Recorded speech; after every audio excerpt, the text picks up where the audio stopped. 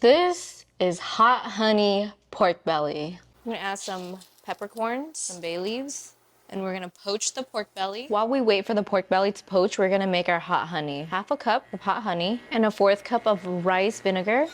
This is heated up to 400. Let it crisp up. So after 10 minutes, I'm taking the first fry out and then I'm bringing the heat up to 450. I'm gonna take this hot honey and brush it right onto the pork belly. Sweet with a crunch, perfect. I just came back from a 3-hour walk in the park and I'm ravenous. Bubble nut, cranberry, organic mango. I am so happy I have this box right now because can you see that? The purple white stripe box. If this wasn't here, I would have tucked into that sweet box by now. I was thinking, what can I munch on as soon as I get home? And I drank loads of water. I need fuel. These ones are the best for sofa snacking. When you can occupy your mouth, but you're not actually hungry. Okay, so I wasn't even planning on using the pasta for dinner tonight, but I decided I want pasta, and these leeks are so small, but I just haven't had them in forever. No, I want more mushrooms. Okay, now that our shroomies are brown, you can add some salt and pepper, and the leek, and the garlic, some butter, now some heavy cream, the pasta, and I left a little water in the bottom. It's looking starchy. Don't worry, I just added a little bit more water in to loosen up the sauce. It's hard to go wrong with a creamy pasta, honestly. Put your steak in the fridge, cover it in salt, and boom, dry aged. So that's what I did. It's definitely a lot firmer, but it has that dry aged flavor that I was going for. I wouldn't want to do it like this all the time though, because then it kind of, gets rid of that special feeling, unique flavor for you. Sometimes when it's too hot, I have to slurp it so I don't burn my tongue. This is my go-to veggie recipe when I make dinner for myself. Either pluck these pieces off. I like to just keep them on because it's edible. Some garlic slices. Then we're gonna line this up, sprinkle our garlic pieces throughout. Very heavy pour of oil on top of the heavy salt. Pepper, lots of pepper. In the oven at 380 for about 12 to 15 minutes.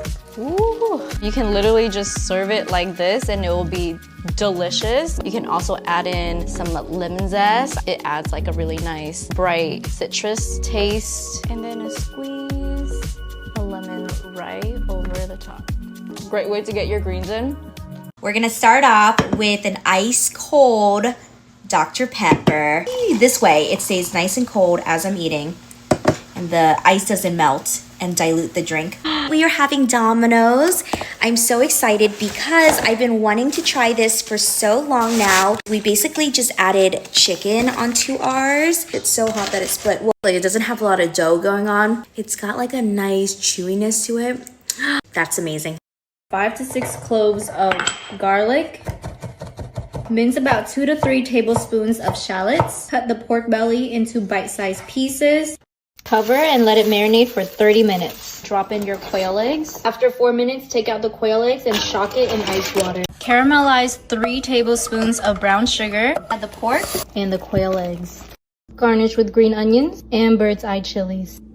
Let's make a skin beauty water. We're going to start by adding warm water. Next thing we're going to add is goji berries. Then we're going to add half of a lemon, which contains lots of vitamin C. And you really want to get everything out of your lemon so that your skin beauty water contains lots of vitamin C. Last thing we're going to add is 1 kiwi, plus the peel of the kiwi, which is also packed with vitamin C. After adding the 3 ingredients, we're going to mix everything together so that it can really spread in the water. And the most important part is to not only drink the water, but also to eat everything that's inside of the water. You wake up every morning stiff, sore, having to crack things. Since you've been a kid, you might want to check your sleeping posture.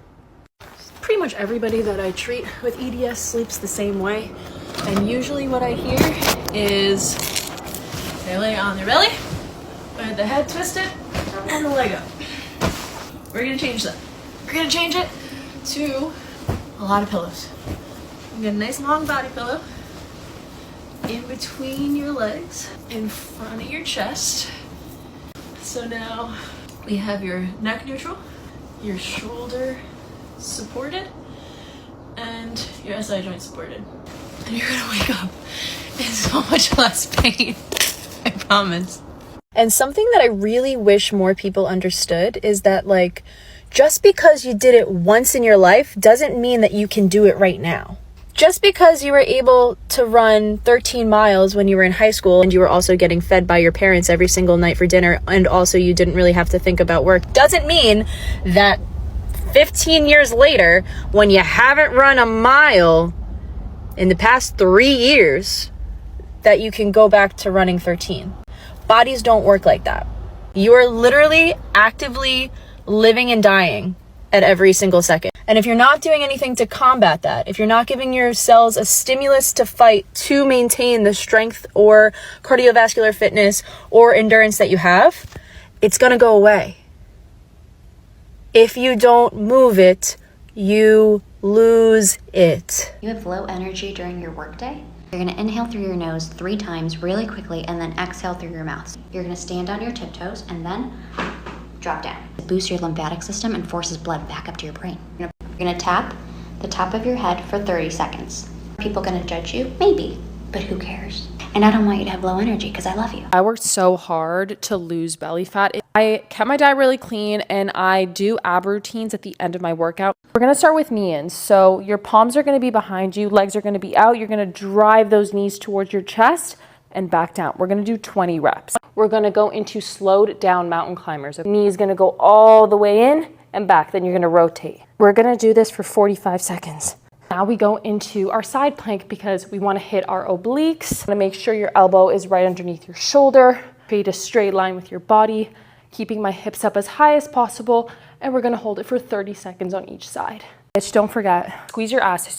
We're gonna go on all fours here. We're gonna be pushing up against the ground and tucking your tailbone in and tucking your chin in. So you're trying to create this nice arc. From here, you're gonna stick the butt out and look up. And you're gonna kind of go back and forth there. Push against the ground, tuck your chin in your tailbone, then stick your butt out and look up. And so we call that the cat-cow, and we're gonna do about 3 sets of 10 of these, nice and slow. And that's gonna be really good for your low back specifically, as well as your mid back, to get some good mobility in those joints. Have you heard of the second brain, which is the brain in the gut? This is a real thing. It's an actual brain called the ENT. It has 100 million nerves on it, and it controls a lot of our digestive system and needs no commands from the brain that we have up here in our skull.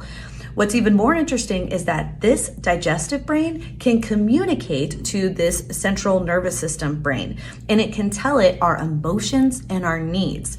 So if you've ever heard the phrase, you are what you eat, a lot of this is coming from the idea that when we eat certain foods, we stimulate this second brain, and it dictates a lot of the emotions that we might be feeling on a regular basis.